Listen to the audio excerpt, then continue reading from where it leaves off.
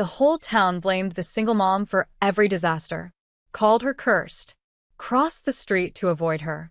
Then masked men tried to grab her son in broad daylight. What she didn't know, the mafia boss who stopped them had been watching over her for 6 years. And that kiss on her cheek in front of everyone? That changed everything. The roses were perfect. Arya stepped back from the display window, wiping sweat from her forehead. Outside, Market Street buzzed with festival preparations, vendors hanging lanterns, musicians tuning instruments, children racing between stalls. Her small flower shop, tucked between a bakery and an antique store, finally had a chance to shine. "Mommy, can I help?" 6-year-old Liam tugged her apron, his green eyes bright with excitement. "Sure, baby. Arrange these daisies in the blue vases." Arya handed him the flowers, her heart squeezing. The rent was 3 weeks overdue. Today's festival could save them, or they'd be homeless by Monday. Her phone buzzed. Another text from Mrs. Chun, the landlord. Arya, I'm sorry. Other tenants are complaining again. They say bad things happen when you're around. Please understand. Arya's hands trembled. Bad things. Always bad things. Last month, the restaurant where she waitressed burned down. Faulty wiring, they said, but everyone remembered Arya was working that night. Before that, the grocery store's freezer exploded during her shift. And before that, the daycare where Liam stayed had a sudden mold infestation the week after he enrolled. The town called her cursed. A jinx, Whispered when she passed. but she wasn't cursed. She couldn't be. "Mommy, people are coming." Liam pressed his nose against the window. Customers flooded in, more than Arya had seen in months. Her chest loosened. Maybe things were changing. Maybe. The lights flickered. Arya froze. No. Not now. The overhead bulbs buzzed violently. Sparks erupted from the ceiling fixture, and before Arya could move, flames crawled across the wooden rafters like hungry serpents. "Fire!" someone screamed. Chaos exploded. Customers stampeded toward the exit, knocking over vases and displays. Smoke filled the room, thick and choking. Liam. Arya spun wildly. He'd been right beside her. Where was he? "Mommy." His voice came from near the back storage room. She pushed through the smoke, coughing, eyes burning. "Liam, stay where you are. I'm coming." But when she reached the storage room, he was gone. The back door hung open. Arya's blood turned to ice. Liam never opened that door. He was afraid of the alley. She burst outside into the narrow passage behind the shops. Smoke poured from the building, and festival-goers crowded the street entrance, shouting and pointing.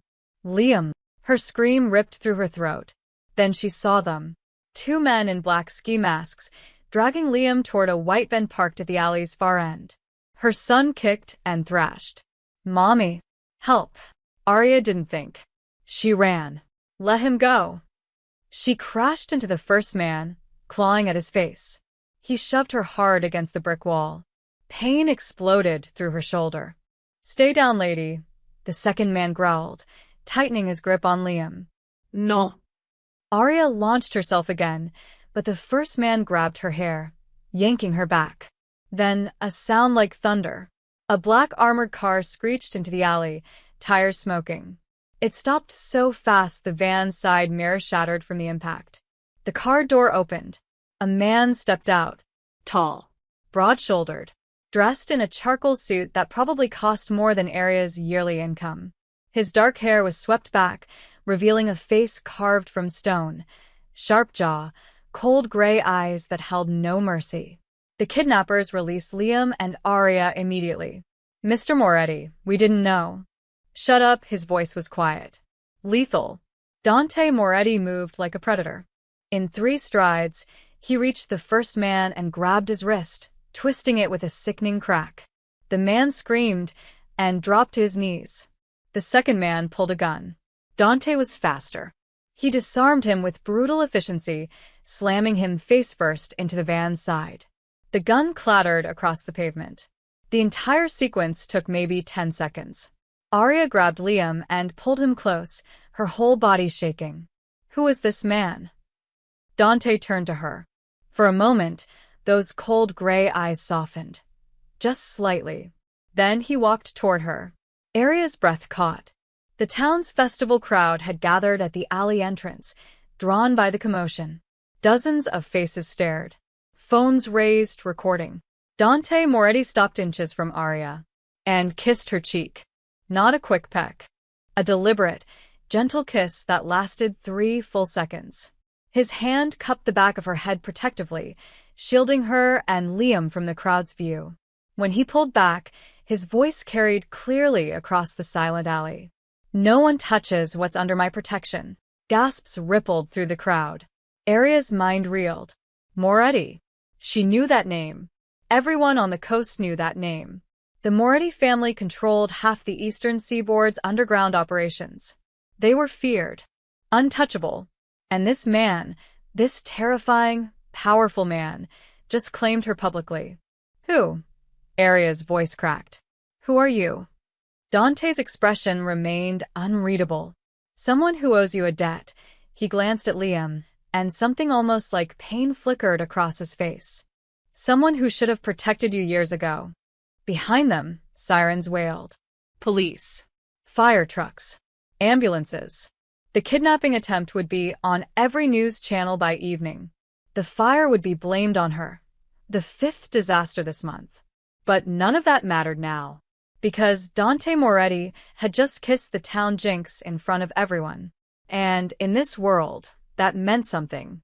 Aria looked up at him, dozens of questions burning in her throat. But only one came out. "Why?" Dante's jaw tightened. "Because my brother died believing I'd keep you safe. And I failed him once already." Then he turned to his men emerging from the armored car. "Take them to the hospital. Full security detail. No one gets close." "Wait," Aria started. But Dante was already walking away, phone pressed to his ear, barking orders in a language she didn't understand. Liam tugged her sleeve. "Mommy, who's that man?" Aria watched Dante's car disappear around the corner, her cheeks still warm where his lips had touched. "I don't know, baby," she whispered. "But I think everything just changed." The hospital waiting room smelled like antiseptic and fear. Aria sat rigid in the plastic chair, Liam curled against her side, his small body finally still after the chaos. Around them, nurses whispered. Security guards stood at every entrance, not hospital security. These men wore expensive suits and earpieces, their eyes constantly scanning. Dante Moretti's men. "Miss Chun." A young doctor approached, clipboard in hand. "Your son is perfectly healthy. Just some minor smoke inhalation. We'd like to keep you both for observation, but..." "We're fine," Aria stood abruptly. "We need to leave." The doctor blinked. "Ma'am, I really think..." "She stays." Everyone turned. Dante stood in the doorway, somehow larger than the space allowed. He'd removed his jacket, and his white shirt was rolled to the elbows, revealing forearms corded with muscle and marked with scars. His presence sucked the air from the room. The doctor paled. "Mr. Moretti." "Of course. Whatever you think is best." He scurried away. Aria's hands clenched. "You don't get to decide what's best for us. Those men try to kidnap your son." Dante's voice was flat. "They'll try again. You're staying where I can protect you." "Why?" Aria stepped forward, anger overriding fear. "You said you owed someone a debt." "What debt?" "I've never met you before in my life." Dante's expression didn't change, but something shifted behind his eyes. He reached into his pocket and pulled out a photograph, old, creased, stained with something dark. Blood. Aria realized with a jolt. He handed it to her. The photo showed a man in his early 30s, dark-haired like Dante but with warmer eyes. He was smiling despite obvious pain, one hand pressed against a bandaged shoulder. In his other hand, he held a smaller picture. Aria's breath stopped. The smaller picture was of her. Younger, maybe 23, wearing hospital scrubs, laughing at something off-camera. "That's..." her voice failed. "My brother." Angelo. Dante's jaw worked. Taken 6 years ago, 3 hours before he died. The room tilted. Aria grabbed the chair for support. 6 years ago. She'd been working night shifts at St. Mary's Hospital, trying to finish nursing school while pregnant with Liam. There'd been an emergency one night. A man with a gunshot wound, bleeding out, refused to give his name. She'd treated him. Saved his life, the attending surgeon had said. But she'd never seen him again. Angelo was shot during a territorial dispute, Dante continued, his voice carefully controlled. He refused to go to our family doctors. Said he wanted to die somewhere clean. Somewhere good. His gray eyes locked onto Aria's. You gave him 6 more hours. Comfortable hours. You talked to him. Made him laugh. He said you were kind. Tears burned Aria's eyes. I didn't know. He made me promise. Dante took the photo back, staring at it. Said if anything happened to him, I should watch over the nurse with a sad smile. The one who is too good for this world. His fingers traced the image.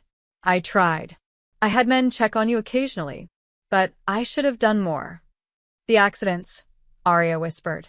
The fires, the explosions, those weren't accidents, were they?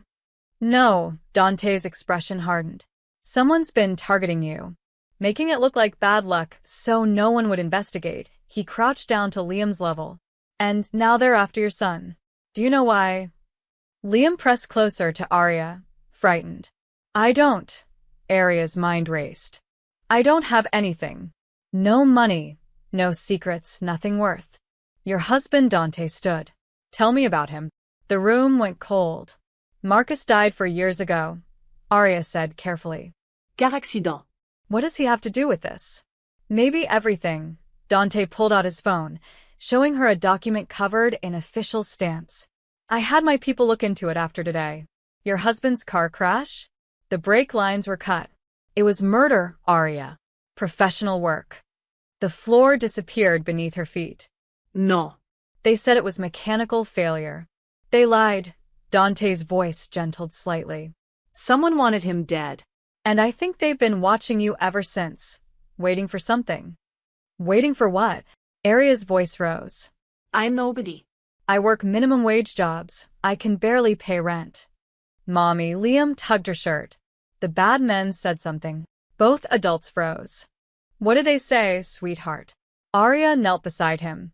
Liam's lower lip trembled. They said I have something that belongs to them.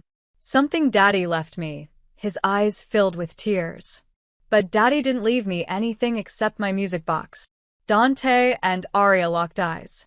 The music box, Dante said quietly. Where is it? At home. In his room. But it's just a toy. Dante was already moving toward the door. Phone to his ear. Get a team to her apartment. Now. Secure anything the boy owns. Especially a music box. He turned back, and for the first time, Aria saw something like sympathy in those cold gray eyes. You're not cursed, Aria. You're a target. And whoever's hunting you just showed their hand. Midnight had turned the hospital into a tomb of fluorescent lights and echoing footsteps. Aria couldn't sleep. How could she? Her entire life had just been revealed as a lie. Every tragedy, every whispered curse, every moment of isolation had been manufactured. Someone had spent years destroying her reputation, her livelihood, her sanity. And Marcus. Sweet, quiet Marcus who'd loved old movies and made terrible pancakes. Murdered. She slipped out of the private room where Liam slept, guards posted outside. The hallway stretched empty, except for one figure leaning against a far window. Dante. He hadn't left. 6 hours, and he'd stayed, making calls, coordinating, protecting. You should rest, he said without turning.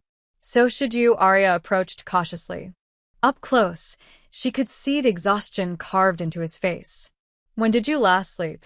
Sleep is a luxury I stopped affording years ago. He finally looked at her. My men secured your apartment.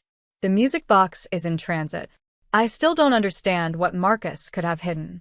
He was an accountant. Boring spreadsheets and tax returns. That was his world. Accountants see things. Dante's expression darkened. Money trails. Transactions. Numbers that don't add up. He pulled out another photograph from his jacket. This one more recent. Do you know this man? Aria studied the picture. Middle-aged, Sharp suit, cold smile. No. Should I? Viktor Veshtsari. Head of the Vescary Syndicate, Dante's voice dropped to barely above a whisper. They run weapons, drugs, human trafficking. And 6 years ago, my brother was investigating them. The pieces started clicking together in Aria's mind, each one more horrifying than the last. Angelo didn't just stumble into your hospital with a gunshot wound, Dante continued. He was running from them. He'd gotten too close to something big, proof of their operations that could bring down their entire network. His jaw clenched. They killed him before he could deliver it. And you think Marcus found this proof? I think Angelo hid it somewhere he thought was safe. Somewhere the Vescary wouldn't look. Dante turned to face her fully. 3 months after Angelo died, your husband started working for a financial firm that, according to my sources, had connections to Vescary's money laundering operations. Marcus might have stumbled onto the same evidence. Aria's legs went weak. She gripped the windowsill. That's why they killed him. Yes. But they didn't find what they were looking for. Dante's eyes bore into hers. Which means Marcus hid it before they got to him. And a dying man doesn't hide his secrets somewhere obvious. He hides them with the person he trusts most. Liam. The word came out broken. He gave it to Liam. A phone buzzed.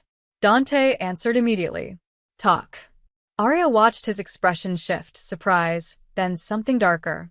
He ended the call. The music box is here. My men are bringing it up, he hesitated. There's something else. They found devices in your apartment. Listening equipment. Cameras. You've been under surveillance for at least 2 years. Bile rose in Aria's throat. 2 years of being watched. Every moment, every conversation with Liam, every private pain, witnessed by the people who'd murder her husband. I'm going to be sick. Dante caught her arm, steadying her. His touch was surprisingly gentle for someone so dangerous. Breathe, he commanded softly. You're stronger than you know. You've survived years of systematic torture designed to break you. You're still standing.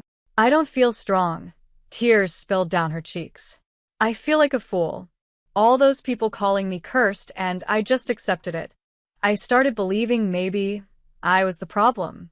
That's what they wanted. Dante's grip tightened slightly. Isolated people don't ask questions. Broken people don't fight back. The elevator chimed. 2 of Dante's men emerged carrying a small box. They handed it to their boss and disappeared without a word. Dante set the box on the window ledge, a simple wooden music box painted with faded circus animals. Liam's most treasured possession. Aria's hands shook as she opened it. The familiar lullaby tinkled out, tinny and sweet. Inside, a tiny clown figurine spun slowly. Nothing unusual. Just a child's toy. There's nothing. Wait. Dante examined the box closely, running his fingers along the edges. The weight's wrong. It's too heavy. He pressed something on the base. A hidden compartment clicked open. Inside lay a small USB drive wrapped in a note. Marcus's handwriting. For Liam, when he's old enough to understand. I'm sorry I couldn't protect you both.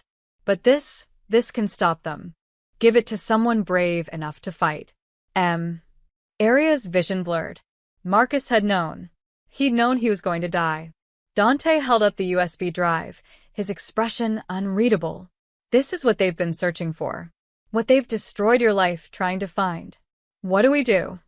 For the first time, something like respect flickered across Dante's face. We finish what my brother and your husband started. He pocketed the drive. We burn the Vescary Syndicate to the ground. Morning light brought no comfort. Aria stood in the hospital lobby, phone pressed to her ear, listening to Mrs. Chen's apologetic but firm voice. I'm so sorry, Aria. But after yesterday, the fire, the news coverage, those men with guns, the other tenants held an emergency meeting. They want you out. Today. Mrs. Chun, please. I have nowhere to go. Just give me a few days. They're threatening to call Child Protective Services. The landlord's voice cracked. They're saying Liam isn't safe with you. That you attract danger. I can't risk the liability. The line went dead. Aria lowered the phone, numb. Around her, people whispered and stared. Her face had been all over the news.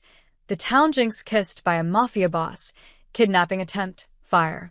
She'd become a spectacle. Mommy, are we going home? Liam tugged her hand, still wearing the hospital's courtesy pajamas. Her voice failed. Soon, baby. A nurse approached, sympathy in her eyes. Ms. Chen, there's a situation. Your landlord had your belongings moved to the building's lobby. She said you can collect them before noon.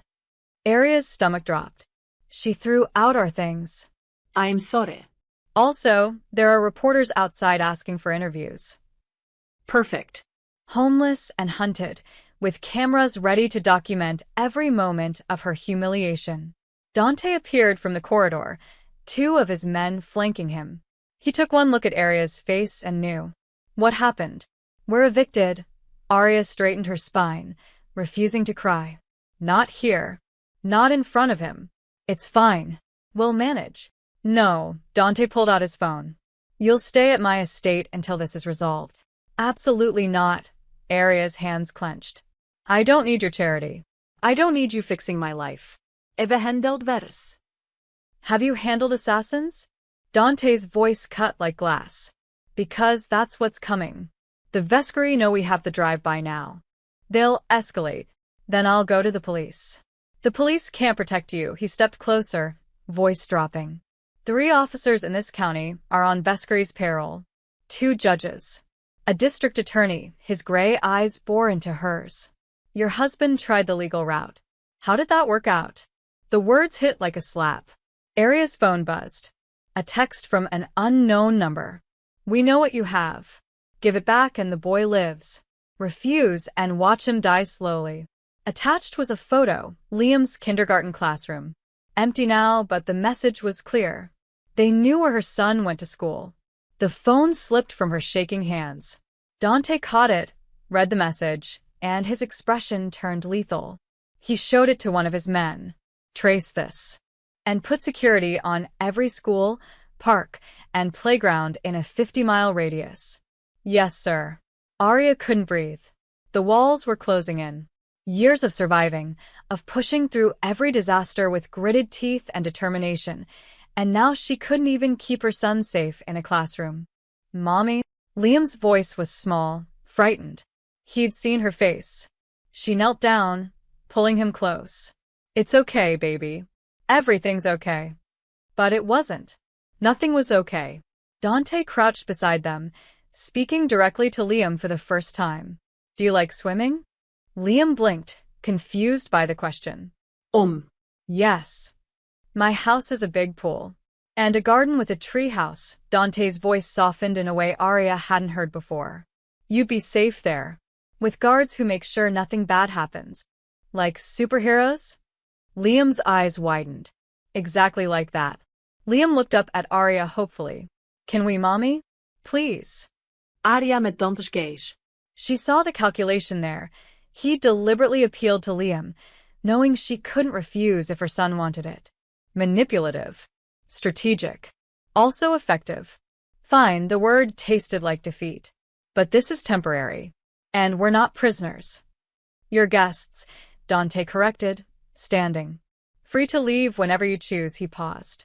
Though I'd strongly recommend against it. His men brought clothes, somehow perfectly sized for both her and Liam.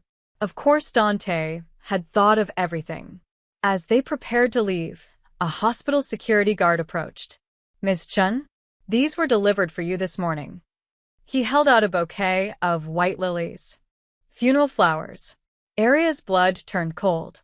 Dante took the flowers, examining them. Tucked between the stems was a card with just 2 words. Soon, Jinx. He crushed the card in his fist. Get them to the car. Now. As they rushed through the hospital's back exit toward the waiting armored vehicle, Aria glanced back at the building. Standing in a 3rd-floor window was a figure in a dark coat, watching. Even from this distance, she could feel his smile. The Vescari had been here. In the hospital. Close enough to touch them. Dante was right. There was nowhere safe except behind his walls. She climbed into the car, Liam pressed against her side, and let Dante Moretti carry them away into his dangerous world. because her world had just become infinitely more dangerous.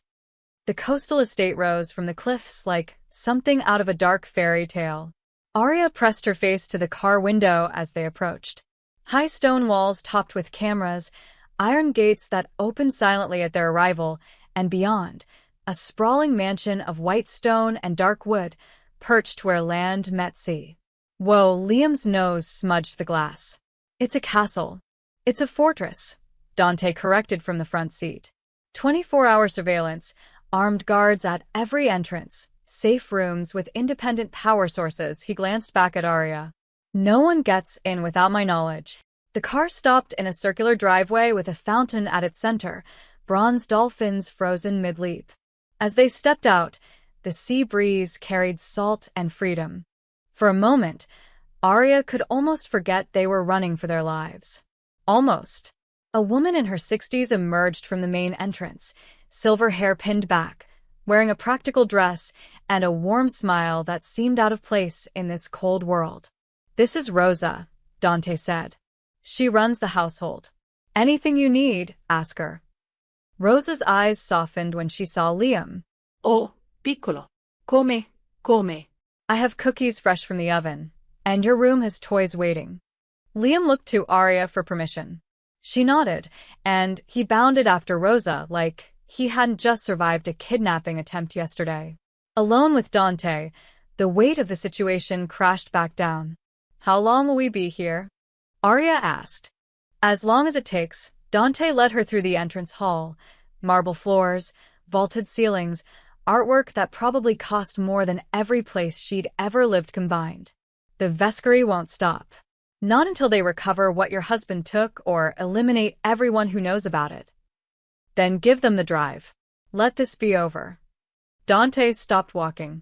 "That drive contains evidence of weapons deals with terrorist organizations, human trafficking routes, and financial records linking the Vescary to 3 senators and a federal judge." His voice was steel. "Giving it back means those crimes continue.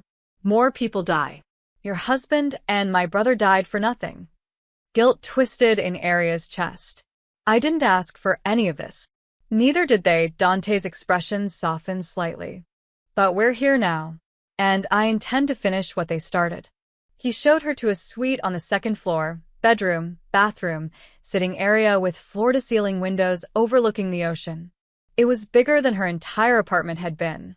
"Liam's room is next door. Rosa will help him settle in." Dante paused at the threshold. "There are guards outside and cameras in the hallways, but not in your rooms. You have privacy here. Why are you doing this?" The question burst out before Arya could stop it. "Really doing this? A deathbed promise to your brother doesn't explain all this effort, all these resources." Dante was quiet for a long moment, staring out at the gray sea. "Angelo was the good one," he said finally. "He saw the family business for what it was and wanted out. Wanted to make things right." His jaw clenched. "I tried to protect him by keeping him close, but I should have helped him escape instead. He died because I chose power over his freedom. That's not your fault, isn't it?" Dante turned, and for the first time, Arya saw past the cold exterior to the guilt underneath. "I built this empire on violence and fear. Angelo paid the price. And now you and your son are paying it too, because I failed to dismantle the Vescary when I had the chance."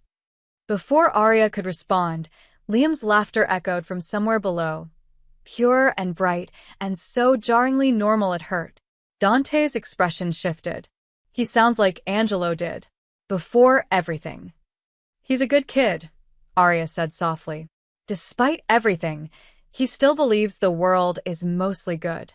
Then we make sure he keeps believing that." Dante headed for the door. "Dinner is at 7. Rosa's cooking will make you forget hospital food exists." "Dante," he stopped. "Thank you for keeping us alive." He nodded once, then disappeared into the corridor.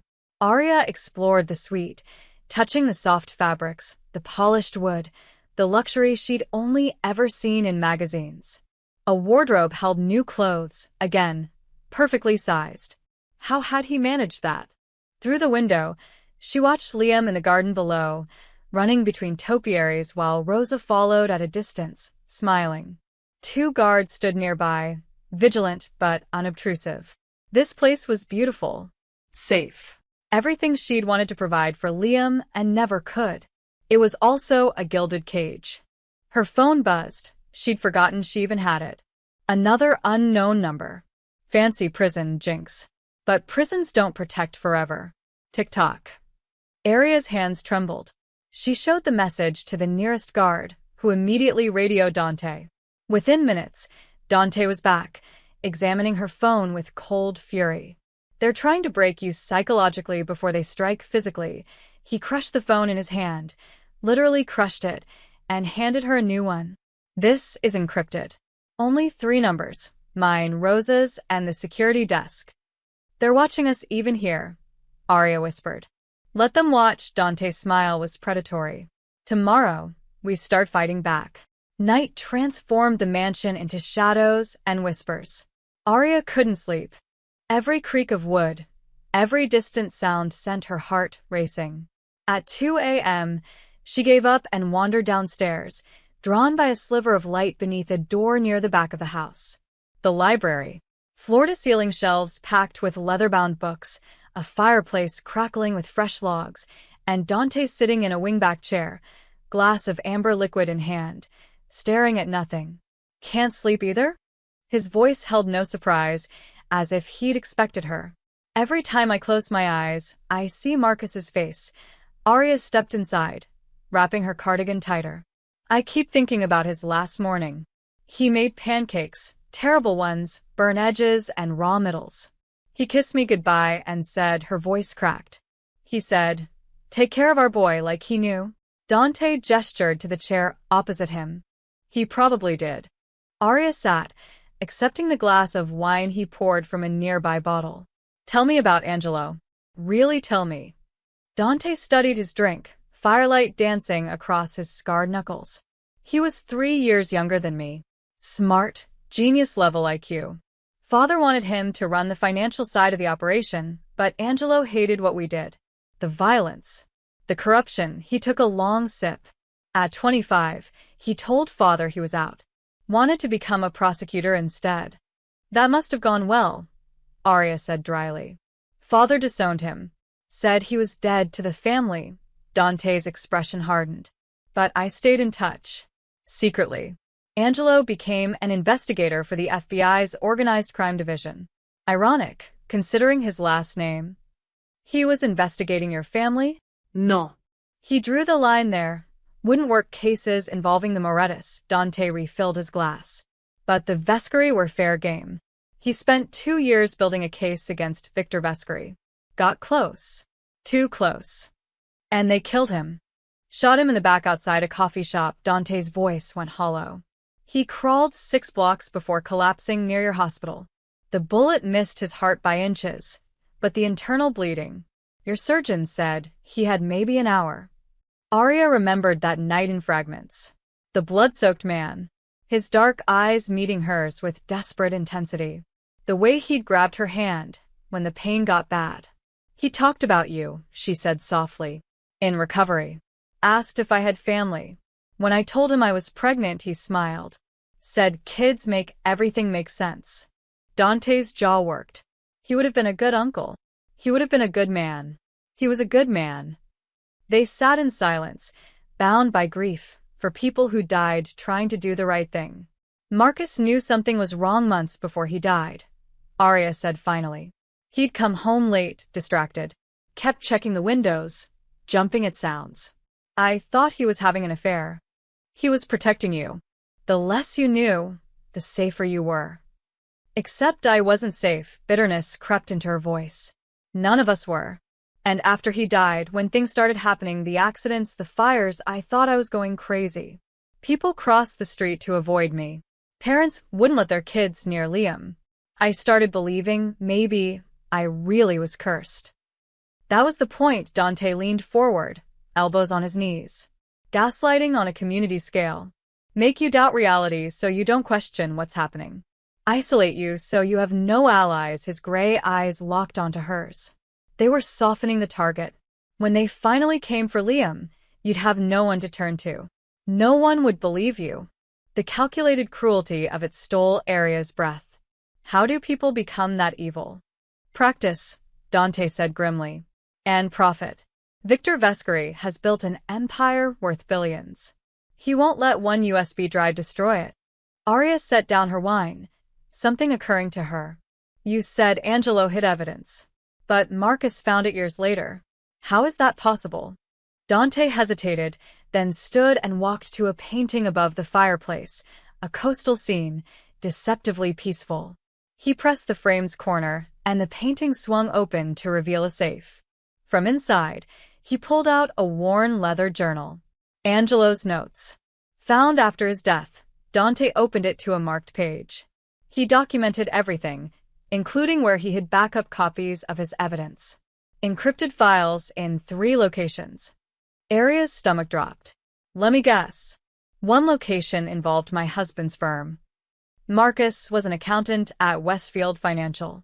Angelo had hidden encrypted files in their server, buried in tax records no one would think to check. Dante's expression was grim. Marcus must have found them during a routine audit. Once he accessed them, the Vescari's monitoring systems would have flagged it. So Marcus didn't just stumble onto the evidence. Angelo left him a ticking time bomb. Yes, Dante closed the journal. And the USB drive in Liam's music box? That's not Angelo's original evidence. It's Marcus's copy, probably enhanced with additional financial records he found. Arya stood abruptly, rage flooding through her. So both of them are dead because they tried to do the right thing, and now my son has a target on his back because of evidence he doesn't even understand. Yes. The blunt confirmation hit harder than any lie would have. Then we end this. Arya's voice shook with fury. Tomorrow. We take that drive, and we destroy Victor Vescari. Dante studied her. This woman who'd been beaten down and labeled cursed but was still standing, still fighting. Tomorrow, he agreed. We go to war. Morning sun painted the pool water gold. Arya watched from the terrace as Liam splashed in the shallow end, wearing new swim trunks and a life jacket, squealing with delight. For guards stood at strategic positions around the garden, but they were far enough away to let him feel free. He's resilient. Dante appeared beside her, 2 coffee mugs in hand. He offered her one. He doesn't understand what's happening, Arya said, accepting the coffee. He thinks we're on vacation. Maybe that's better. Let him have a few more days of innocence. They stood in comfortable silence, watching Liam dive for colorful rings Rosa had thrown in the water. I need to tell you something, Dante said quietly. The USB drive, I had my tech team analyze it last night. Arya's stomach tightened. And it's worse than we thought. The files document a weapons deal scheduled for next week. Military-grade explosives being sold to a terrorist cell. If that deal goes through, hundreds of people could die. So we go to the FBI. Today. Right now. 3 agents on the Vescari payroll were just reassigned to this case. Dante's expression was stone. Victor knows we have the evidence. He's plugging every legitimate channel we might use. Then what do we do? I have contacts. International authorities Victor hasn't corrupted yet. Dante turned to face her. But it means going public. Your face, your story, everything. The world will know the town Jinx was actually a target of organized crime. Arya thought about the years of whispers, the rejection, the shame she'd carried. Good. Let them know. Let everyone who turned their backs on us know they were wrong. Respect flickered in Dante's eyes. You're stronger than Angelo thought. He'd be impressed. Stop, Arya set down her coffee. Stop making this about redemption for dead men. I'm not doing this for Angelo or Marcus or your guilt. I'm doing this for Liam, so he doesn't grow up running. Fair enough. A splash drew their attention. Liam had climbed out of the pool and was running toward them, dripping and grinning. Dante. Come swim. Please. Dante blinked, clearly caught off guard. I don't. Please. Liam's green eyes were huge. Mommy can't swim good, and Rosa says her bones are too old. Arya bit back a smile. You don't have to. Please, Dante. Liam grabbed his hand with wet fingers. You said you'd keep us safe. Heroes swim with kids they protect. That's the rule. Is it? Dante looked genuinely bewildered. This man who commanded criminal empires with a word. Yes, Liam nodded solemnly. It's a very important rule. Arya watched something crack in Dante's carefully constructed armor. He glanced at her, almost helpless. Go, she said softly. We have a few hours before the world ends. Let him be 6-inch. 15 minutes later, Dante Moretti, feared mafia boss, killer, criminal mastermind, stood waist-deep in a swimming pool while a 6-year-old boy climbed onto his shoulders. Okay, now throw me, Liam commanded. Are you sure? Throw me. Dante launched Liam into the air. The boy hit the water with a massive splash and came up laughing, pure joy radiating from him. Again. From the terrace, Arya watched them play, her heart twisting. Liam had never had this, a father figure who engaged with him, who made him feel safe enough to be silly. Marcus had tried, but the last year of his life he'd been distant, distracted by fear. Dante caught her watching and something unguarded crossed his face, longing mixed with grief. After an hour, Rosa brought lunch to the poolside. Liam, exhausted and happy, fell asleep on a lounge chair within minutes. Dante sat beside Arya, still damp, looking more human than she'd ever seen him. Thank you, she said. He needed that. So, did I. Dante's voice was rough. I forgot what it feels like to make someone happy without complications. You're good with him. I had a son once. The words came out before he could stop them. Or I would have. 7 years ago. Arya's breath caught. What happened? Her name was Sophia. We weren't married. My life doesn't allow for that. But she was pregnant, his jaw clenched. A rival family found out. Thought they could leverage her against me. They took her. By the time I got there. He didn't finish. Didn't need to. Dante, I'm so sorry. I burned their entire operation to the ground. Every member. Every asset. Every trace. His voice was empty. But it didn't bring them back. Nothing brings them back. Arya understood now. The protective fury. The desperate need to save them. The way he looked at Liam like he was something precious and fragile. He asked about you last night, she said softly. Asked if you were going to be his new dad. Dante's eyes closed. What did you tell him? I said you were a friend helping us. But Dante, she hesitated. He's getting attached. When this is over, when we leave. Don't, Dante stood abruptly. Don't think about after. Not yet. He walked to where Liam slept and adjusted the umbrella to keep the sun off the boy's face. The gesture was so tender it made Arya's throat tight. Maybe Dante Moretti wasn't just protecting them out of guilt. Maybe he was protecting the family he'd lost. And maybe, despite everything, that wasn't such a terrible thing. Day 6 dawned gray and tense. The meet is set for noon, Dante said over breakfast, his phone buzzing with constant updates. My contact works for Interpol, completely outside Vescary's reach. Once we hand over the evidence, they'll coordinate a multinational takedown. Arya pushed eggs around her plate, too nervous to eat. Where? Safe house 20 miles north. Remote location, controlled access. He glanced at Liam, who was building a tower from toast. You and Liam stay here with Rosa and half my security team. No, Arya set down her fork. We're coming.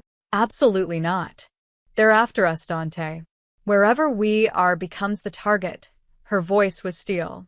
At least in your convoy, we have armored cars and trained guards. Here, we're sitting ducks if they decide to hit the mansion. Dante's jaw worked. He knew she was right. Fine. But you follow every order I give. No questions. 30 minutes later, they were on the road. 3 black SUVs in formation, Dante's vehicle in the middle with Arya and Liam.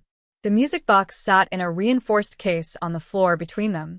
Liam pressed his face to the window, watching trees blur past. Are we going on another adventure? Something like that, baby. Arya stroked his hair, trying to keep her hands from shaking. The highway stretched empty. Too empty. Dante noticed it too. His hand moved to the gun holstered at his side. Something's wrong, he said into his radio. Too quiet. Stay alert. They rounded a bend, and Aria's blood froze. A truck lay sideways across both lanes, completely blocking the road. No drivers visible. No signs of an accident. Trap. Dante shouted. Reverse. Now. The convoy screeched into reverse, but behind them, another truck roared out from a hidden side road, boxing them in. Then the shooting started. Bullets hammered the SUV like metal rain. Aria threw herself over Liam, shielding him with her body as he screamed. Stay down, Dante barked. He was on his radio, coordinating, while his driver executed evasive maneuvers in the narrow space. Aria heard crashes. One of their vehicles had been hit. Men were shouting. More gunfire. Through the chaos, she saw them. Men in tactical gear emerging from the tree line, at least a dozen weapons raised. We're outnumbered, Dante's lieutenant said through the radio, voice tight. They've got. An explosion cut him off. The lead SUV erupted in flames. Liam was sobbing, hands over his ears. Aria's mind raced. They were going to die here. All of them. And Liam would die terrified, never understanding why. No. She'd spent years being a victim, being helpless, letting the world tell her she was cursed and powerless. Not anymore. Dante, her voice cut through the chaos. I was an ER nurse for 3 years. Combat trauma training. I know field medicine. He looked at her like she'd grown a second head. What? Your men are injured. I can help them, she met his eyes. And I know how to handle myself under pressure. Let me do something. Another explosion rocked their vehicle. The back window shattered, safety glass raining down. Dante made a split-second decision. Marco, get them to the defensive position behind the rear vehicle. Now. The door flew open. Marco, Dante's head of security, grabbed Liam while another guard pulled Aria out. They ran in a crouch as bullets zipped past, reaching the overturned SUV. 2 of Dante's men were down, bleeding. Aria dropped beside them immediately, checking pulses, assessing wounds with practiced efficiency. Gunshot to the shoulder. Through and through, apply pressure. You. She pointed to a guard. Give me your belt. Now. Her hands moved on instinct, years of training overriding fear. She stabilized the first man, then moved to the second. Sucking chest wound. Critical. I need a plastic wrapper, anything airtight. Someone handed her a credit card and tape. She sealed the wound, bought him time. All around them, Dante's men fought back with deadly precision. Dante himself moved like violence personified, each shot finding its target. But the enemy kept coming. Fall back to the tree line. Dante ordered. Protect the woman and child. They retreated in formation. Aria carrying the medical supplies, guards carrying wounded. They made it into the forest as the attackers closed in. Then, sirens. Police cars appeared on the highway, multiple units. The attackers scattered immediately, vanishing into the woods like ghosts. Was that your backup? Aria gasped. Dante's expression was dark. No. I didn't call the police. Which meant someone else had. But who? As the dust settled and paramedics arrived for the wounded, Marco approached Dante with a grim expression. Boss. Found this on one of the dead attackers. He held out a phone, screen still lit. On it was a message chain, coordinates, timing, and detailed information about their route. We have a leak, Marco said quietly. Someone in our organization told them where we'd be. Dante's face went cold with fury. But it was what came next that changed everything. Marco pulled something else from the attacker's vest, a small waterproof bag. Inside was a photograph and a handwritten note. The photo showed a young boy. Not Liam, but similar age, similar features. The note read, Vescary says the accountant's brat has a brother. Find him too. Aria's world tilted. That's impossible, she whispered. Liam doesn't have a brother. Marcus and I only had. But Dante was staring at the photo, with recognition dawning on his face.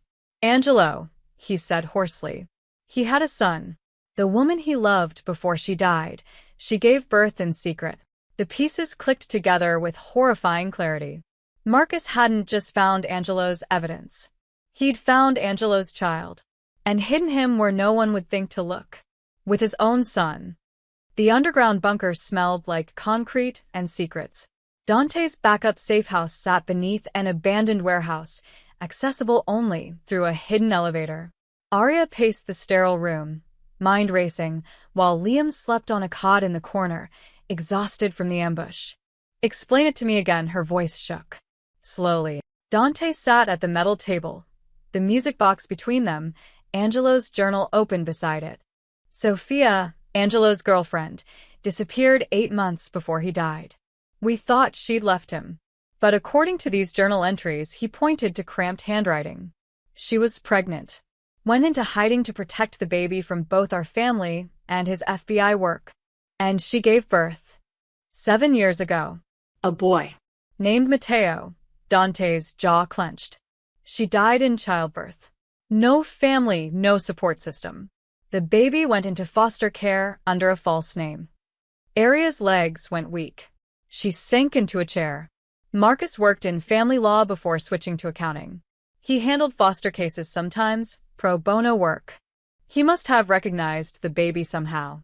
Maybe through Angelo's files, or maybe Sophia left information. Dante's gray eyes bore into hers. Your husband didn't just hide evidence. He hid Angelo's son. But where? Arya's voice rose. I would have known if Marcus adopted another child. I would have. Mommy? They both froze.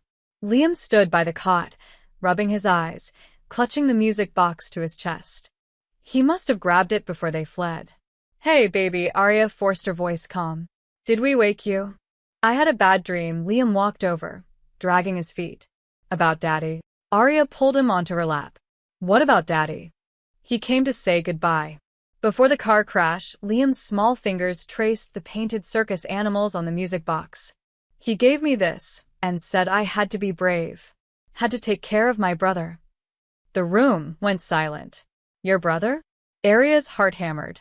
Liam, you don't have a... He said I do. Said his name is Matteo and he lives far away, but someday I'd meet him. Liam looked up with those impossibly innocent eyes.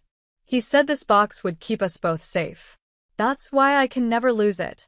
Arya and Dante exchanged looks. Liam, Dante crouched to the boy's level. Did your daddy say anything else about the box? About what's inside? There's the music. Liam turned the key, and the tinny lullaby played. And the secret spot where he put the special computer thing. And he hesitated. And what, baby? Arya encouraged gently. And the other secret. The one that only opens with 2 keys. Liam held up the music box. Daddy said when I find Matteo, we have to open it together. Dante took the box carefully, examining it with new eyes. His fingers found something, a second hidden mechanism on the opposite side from where the USB drive had been. There's another compartment. His voice was tight. Locked. And it requires 2 keys turned simultaneously. Arya finished. Marcus didn't just hide the evidence. He split it. Insurance, Dante said grimly. Victor can't get everything unless he has both boys. Arya's blood ran cold. Where is Matteo now? If Marcus placed him somewhere, we need to find him first. I've had people searching for 7 years. Dante's frustration bled through. Every foster record, every adoption file. Angelo's son vanished completely. Because Marcus buried him deep, Arya's mind raced through possibilities. He was a forensic accountant. He knew how to hide things. And if he thought the Vescari were watching me, he wouldn't risk putting Matteo anywhere traceable to our family. Liam tugged Dante's sleeve. I know where Matteo is. Both adults stared at him. What? Arya's voice cracked. Daddy told me. He said when the bad music plays, I'll know how to find my brother. Liam pointed to the music box. But not the pretty music. The bad music. Dante turned the box over, examining every inch. His fingers found a scratch near the base, intentional, pointing to something. He pressed it. A different melody played, distorted, off-key, wrong. But within the dissonance, a pattern emerged. Musical notes that translated to numbers. Dante's fingers flew across his phone, decoding. Its coordinates. Latitude and longitude. He pulled up a map. The location marker dropped on a small town in upstate New York. St. Catherine's Home for Children. Arya read over his shoulder. An orphanage. Marcus hid Angelo's son in plain sight. Dante's expression was equal parts amazed and furious. In a Catholic orphanage under an assumed name. Vescari would never think to look there. It's too obvious, too humble. We have to get him, Arya stood, pulling Liam close. Before the Vescari figured out, it's a 12-hour drive. We'd have to, Dante stopped. His phone was ringing. Marco. He answered. What? Arya watched his face go from stone to ice. When? A pause. How many? Another pause. Understood. He hung up, and when he looked at Arya, she saw something she'd never seen before in Dante Moretti's eyes. Fear. St. Catherine's Orphanage was attacked 30 minutes ago. For casualties, all staff. The children were evacuated, but he swallowed hard. 7 kids are missing, including a boy matching Mateo's age and description. The music box slipped from Liam's hands, clattering to the floor. The bad music still played, tinny and wrong, filling the bunker with its distorted lullaby. And Arya understood with crystal clarity. Victor Vescari had just taken the one thing that made her son irreplaceable. His brother. The war room materialized within an hour. Dante's men transformed the bunker into an operations center. Computers, surveillance feeds, weapons laid out with military precision. Maps of the harbor district covered one wall, marked with red circles. Vescari's endgame is clear now. Dante pointed to the largest warehouse on the map. He has Mateo. He'll contact us demanding a trade, the boy for the music box and USB drive. Then we give it to him. Arya's voice was steel. We get Mateo back then. Then he kills all of us. Dante's gray eyes met hers. The evidence dies, the witnesses die, and Vescari walks away clean. Marco pulled up security footage on a screen. We've tracked the kidnapping vehicle to the harbor district. 3 possible locations where they'd hold hostages. He tapped each building. All Vescari properties. All heavily fortified. Arya studied the maps with growing dread. Armed guards. Multiple entry points. Innocent children caught in the crossfire. We can't just storm in, she said. Those kids, they're terrified already. More gunfire, more violence. You have a better idea? Dante's tone wasn't mocking, genuinely asking. Arya's mind raced back through her training. Emergency response protocols. Hostage situations. The disaster drills they'd run at the hospital. We need intelligence first. Exact location, number of guards, where the children are held. She turned to Marco. Can we get eyes inside? Not without alerting them. They'll have counter-surveillance. What about a distraction? Arya's thoughts crystallized. Something that forces them to move resources, creates an opening. Dante studied her with new appreciation. What kind of distraction? Me. Arya straightened her spine. I call Vescari. Offer to trade myself for the children. He wants me anyway. I'm the primary witness. The kids are just leverage. Absolutely not. Dante's voice was hard. You're not bait. I'm already bait. I've been bait for 6 years. Arya stepped closer. But this time, I choose the trap. I choose the terms. She has a point, Marco said quietly. Vescari wants her broken and compliant. If she offers surrender, he might take it. Dante's jaw clenched. And when he realizes it's a trap? That's where you come in. Arya met his eyes. You've spent 20 years learning how to breach impossible locations. I keep Vescari talking, buying time. You get those children out. For a long moment, Dante said nothing. Then, you said you had combat trauma training. Prove it. He gestured to Marco, who led them to the bunker's armory. Dante pulled out a tactical vest, checking its weight. Emergency responders in combat zones learn defensive tactics, Arya said. How to identify wounds under fire. How to maintain calm during chaos. She took the vest, adjusting straps with practiced ease. I worked 6 months in a field hospital during the Balkan conflict. Before Liam. Before I lost my license. Dante's expression shifted. You never mentioned that. You never asked what the town Jinx did before she became cursed. Bitterness crept into her voice. I came home to a quiet life. Got my nursing license. Met Marcus. Had a baby. Thought I was done with violence. But violence found you anyway. Story of my life. Arya checked the vest's pockets. Radio, medical supplies, emergency beacon. So, I might as well use what I learned. Dante pulled out a small handgun. Do you know how to use one? I know how to not shoot myself, Arya took it carefully. But I'm not a killer, Dante. I save lives. I don't take them, even to protect Liam? To protect Matteo? The question hung heavy between them. Arya thought of her son sleeping in the next room. Of a 7-year-old boy she'd never met, terrified and alone in Victor Vescary's hands. If I have to, she said quietly. God help me, if I have to. Respect gleamed in Dante's eyes. He spent the next hour teaching her basic defensive positions, how to communicate via radio, emergency signals if things went wrong. When Vescary sees you, he'll want to break you, Dante said. Make you beg. Show you that he's won. Let him think that Arya's hands were steady now. Men like him never see women like me as threats. We're just mothers. Just nurses. Just victims. You're none of those things. Dante's hand briefly touched her shoulder. You're the reason Angelo died believing in goodness.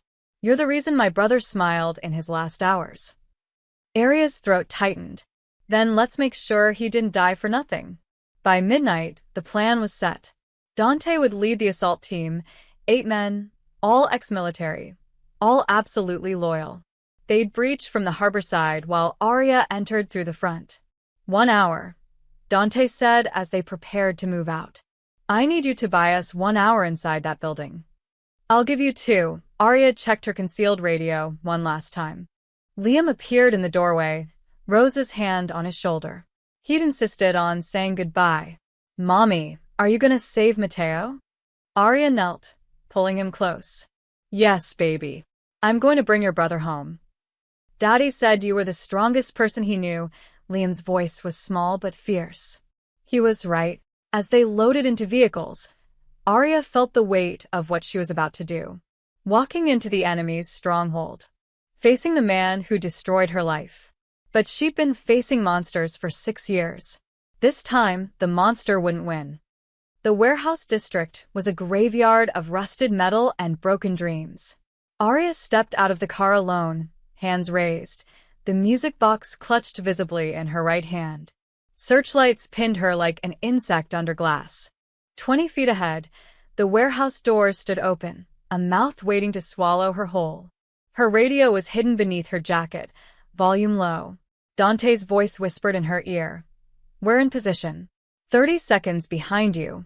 Keep him talking. Men in tactical gear emerged from the warehouse, 6 of them, weapons raised. They patted her down roughly, found the music box, but missed the radio pressed against her spine. Amateur hour, she thought.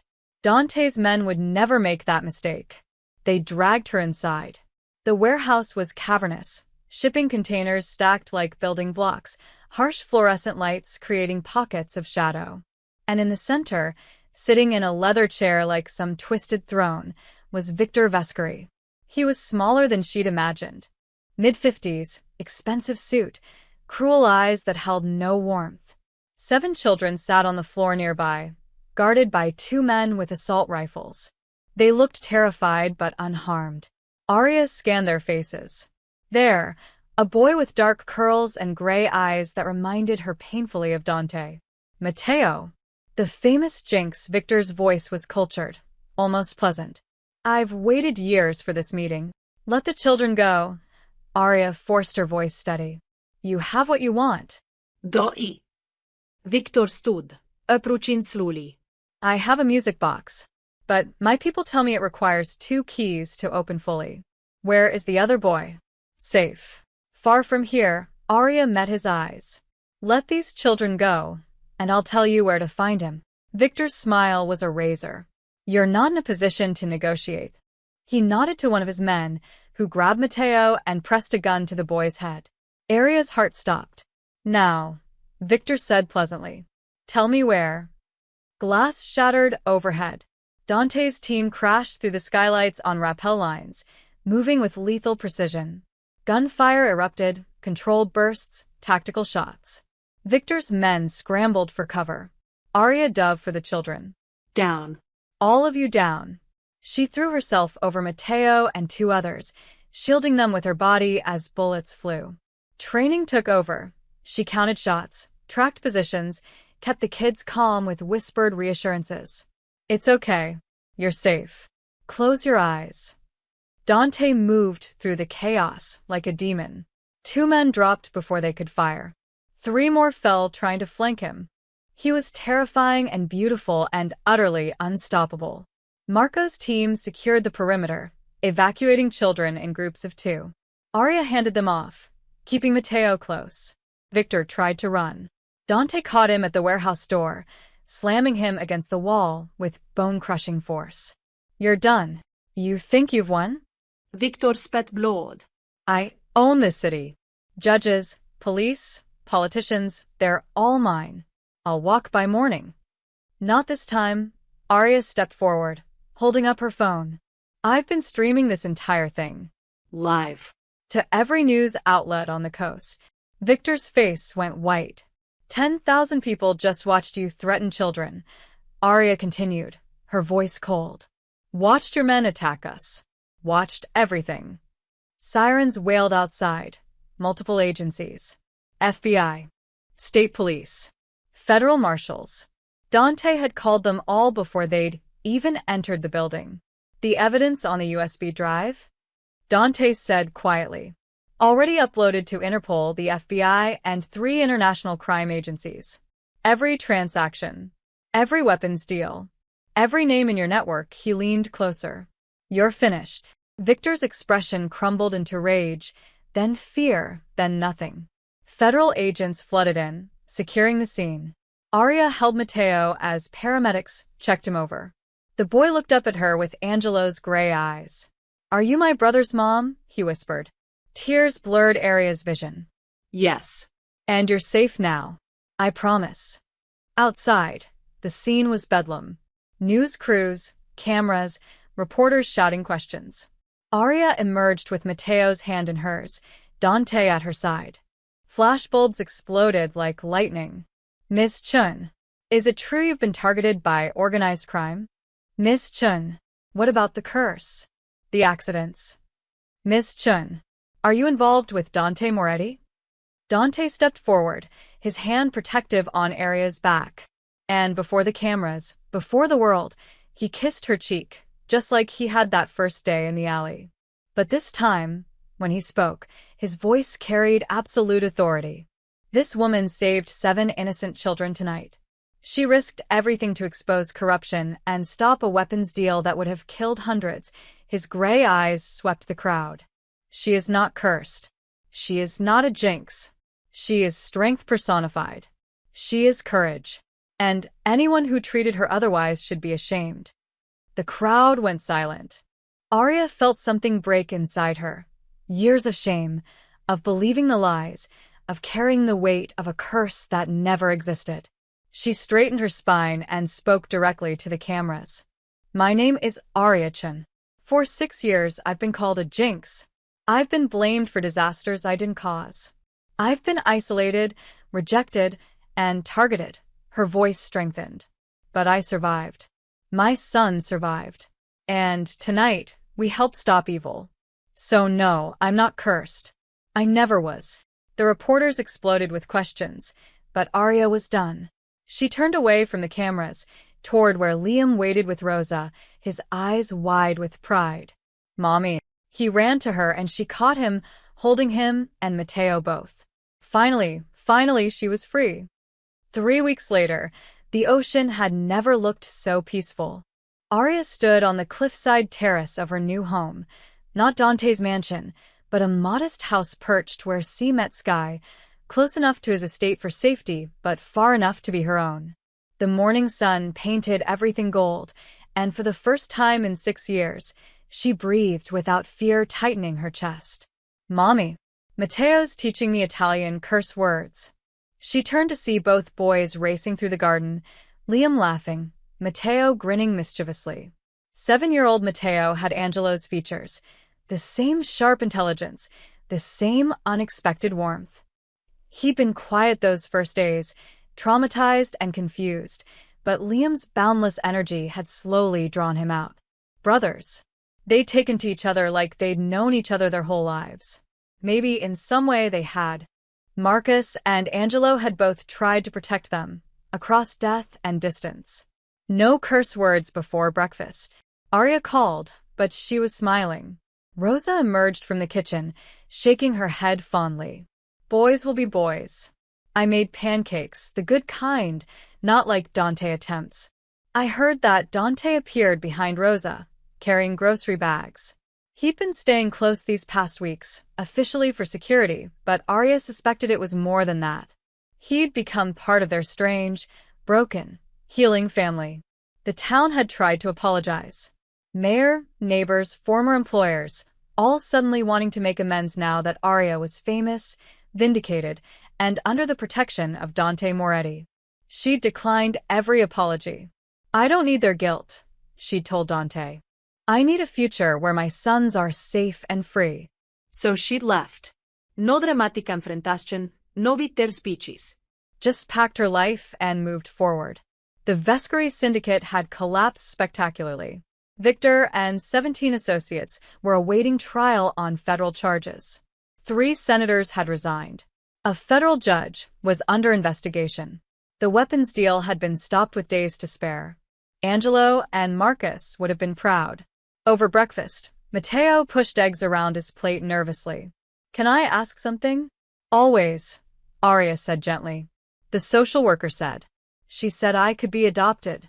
Officially, his gray eyes, so like Dante's, so like his father's, were cautiously hopeful. Would you? If I wanted.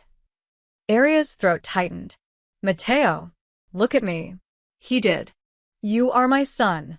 Biology doesn't change that. Angelo was a good man who loved you enough to hide you from monsters. Marcus was a good man who protected you with his last breath. And now you're here, with us, where you belong. She reached across the table, taking his hand. If you want to be adopted, we'll make it happen. But you're already family. That's not a question. Matteo's eyes filled with tears. Okay. Yeah. I want that. Liam threw his arms around his brother. Best day ever.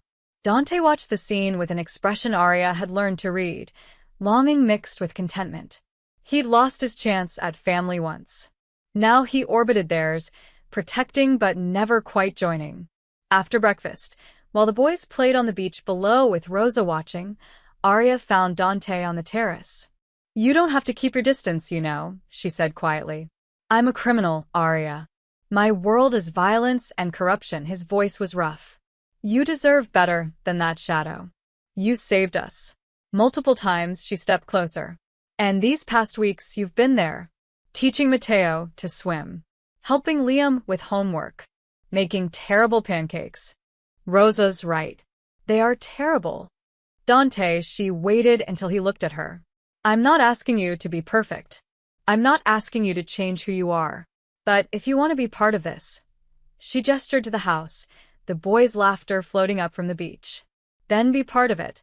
Stop hovering in the margins. I don't know how to do this, he admitted. The normal parts. The family parts. Neither do I.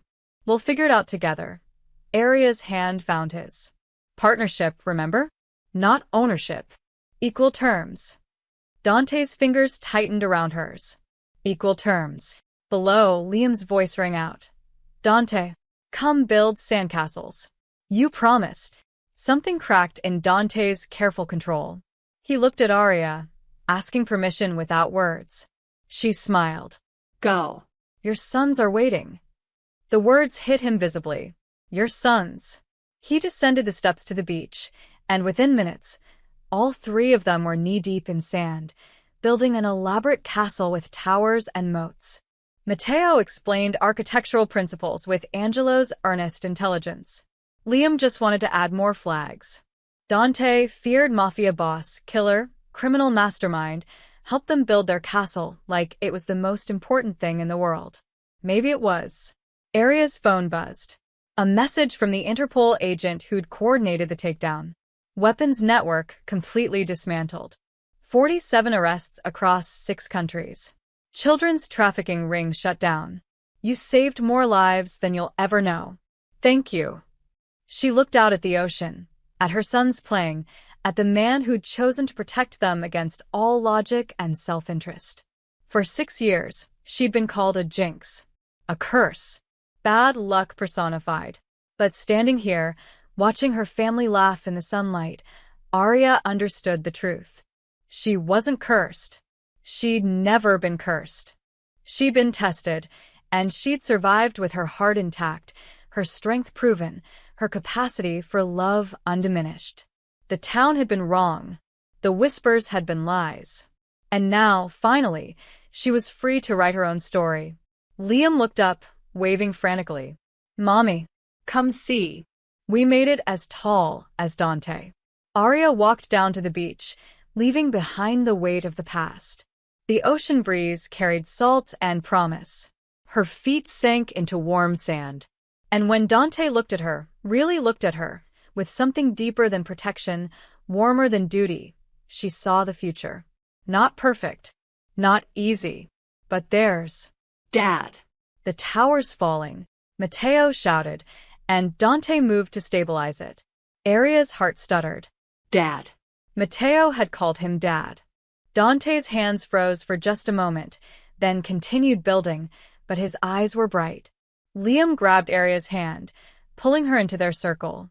You have to help. Families build castles together. So she knelt in the sand beside them, her sons, her partner, her impossible, beautiful, hard-won family, and helped build something new. Something that couldn't be destroyed by lies or violence or fear. Something real. The jinx was gone. The curse was broken. And Arya Chun, survivor, mother, warrior, was finally, truly home.